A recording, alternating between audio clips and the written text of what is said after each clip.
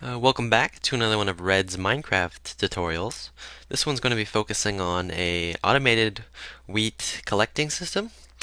Uh, this has a little bit of redstone involved, not too much, but has a little bit of complications. The first half of this video is going to be me showing you and explaining things, and then the second half is going to be building it. I have links to crafting information and um, water physics, as well as the map itself in the description below. And this is basically what it does. Pushes all the wheat and seeds down into a collection system. So let me get back to the basics, and then we'll move on to the building of this.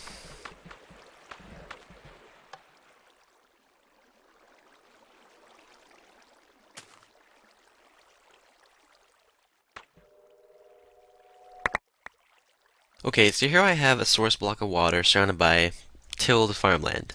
Now the importance of this is water will only hydrate the farmland up to 4 blocks away. So this is pretty important for making an efficient wheat farm, no matter what you're doing it, whether it be a normal wheat farm or an automated wheat farm.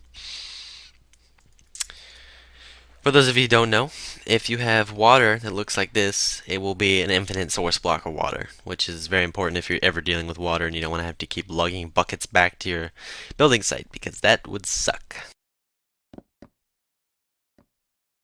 Now here I have an example of water flow.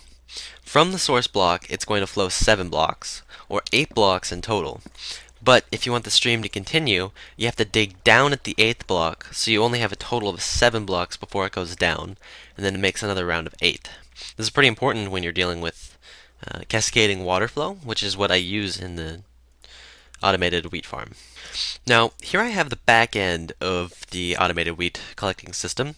It's very simple. It's just repeaters that have signals sent to them that are hooked up to pistons that are pushed up, stopping the water. So when the signal's not sent, the pistons are going to drop and the water is going to flow. So no signal, pistons drop, and the water flows. And I made this out of glass just so you could see. You could make it out of anything you wanted to. You can make it above ground, or you can make it underground. You can make it wider and you can make it longer. It really doesn't matter how you do it. But one thing I did notice was that having these central channels are very important, because the water in here is how the farmland stays hydrated. And the height of this stops seeds and wheat from landing on top of this. And it also makes a very nice way to replant even after you're done and you want to restock. Now, here is a list of all the items that I used in making this. So we're going to I use glass so that way you guys can see what is actually happening. Water, because obviously you need water. Some sort of hoe, tools to dig through your land. Bone meal to instantly grow the wheat. A cauldron to collect it. Redstone repeaters, and lever for the wiring. Seeds, obviously. Pistons to stop the water. And some sort of building material. Okay, I'm going to start out by making my first row of farmland. So we're going to create the canal for the water. And we're going to load the water in. But since I already know from working with this one over here that we're only going to have room for basically five tilled farmland. Alright, that's 5. So we're going to do that equally on both sides. And remember from the demonstration that the hydration from the water will only go 4 blocks away.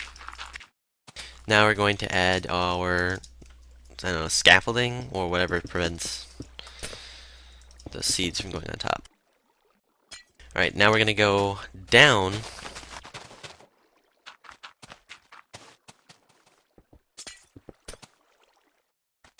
And this is going to be 7 blocks. And I'm doing this so I can accommodate the flow of water. I'm going to do it equally on both sides.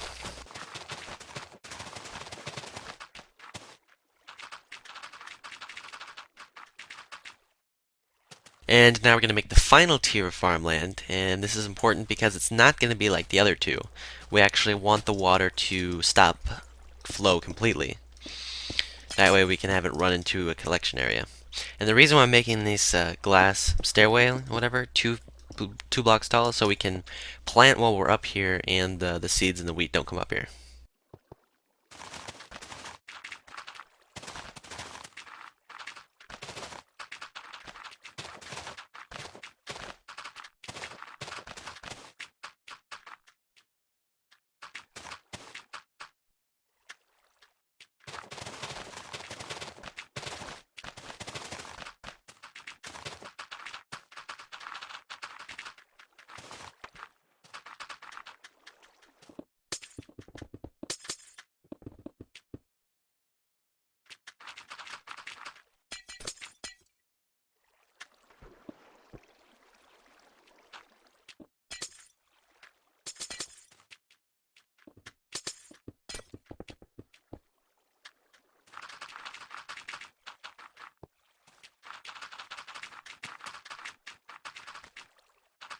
Alright, now we're going to make the collection channel.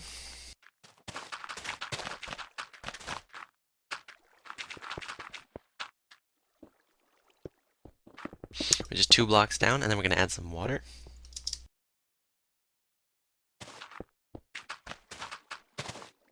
And now we're going to add some sides to it.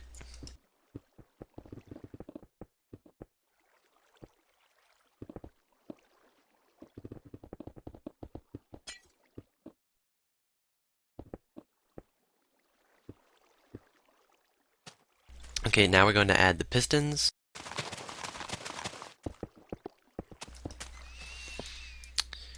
And now we're going to wire it.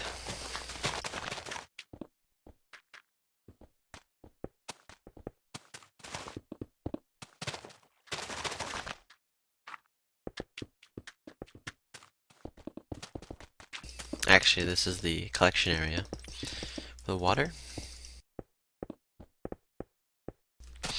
Now we're going to wire it.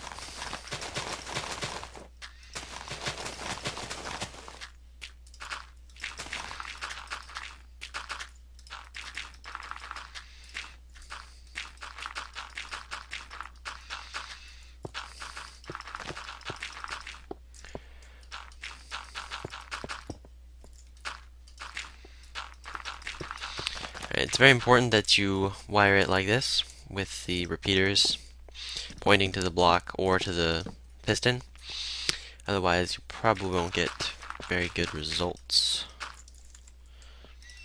Now we're going to wire it up, and we're going to connect it to a lever. Lever, however you prefer to say it.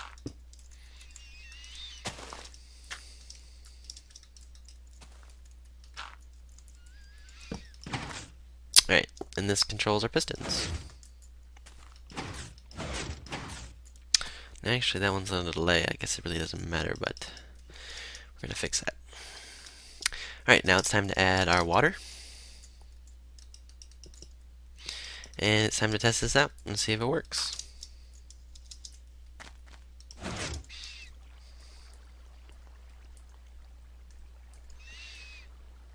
Alright, everything checks out okay. And now I'm going to make sure that we understand, like, okay, so this right here is a total of 7 blocks. This right here is a total of 7 blocks, and then this is 8 blocks. The reason why it's not 7 blocks is because if it was 7 blocks, it would pour into this, and then we wouldn't get the collection that we want. So now we're going to add our cauldron. And then we're good to plant. And I'll speed this up while I plant.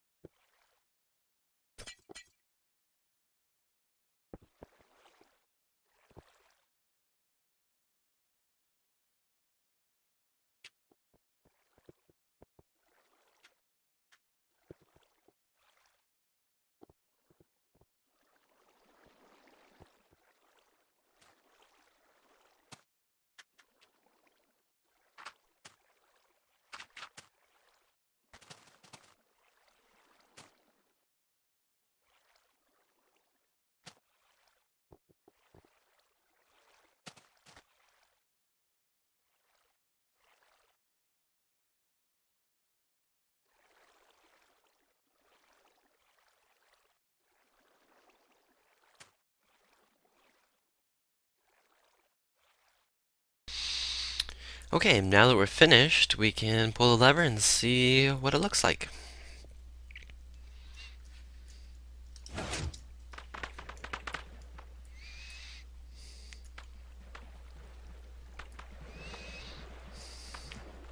And the cauldron's optional. I just like it because the stuff actually falls down into it. Looks pretty cool. Very helpful. So this is a tutorial on how to make an automated wheat collector. I hope you enjoyed. If this helped you out, please like the video and subscribe. It helps me out a lot. Don't forget that there's links to the wiki and to this map in my description. And I'll see you guys later.